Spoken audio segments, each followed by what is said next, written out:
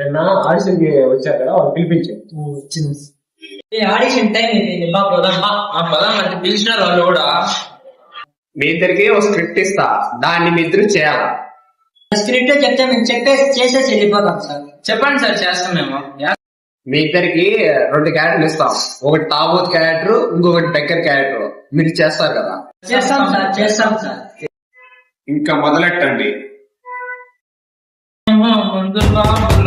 అదే నంబర్ 1, నేనే నంబర్ 1 రా.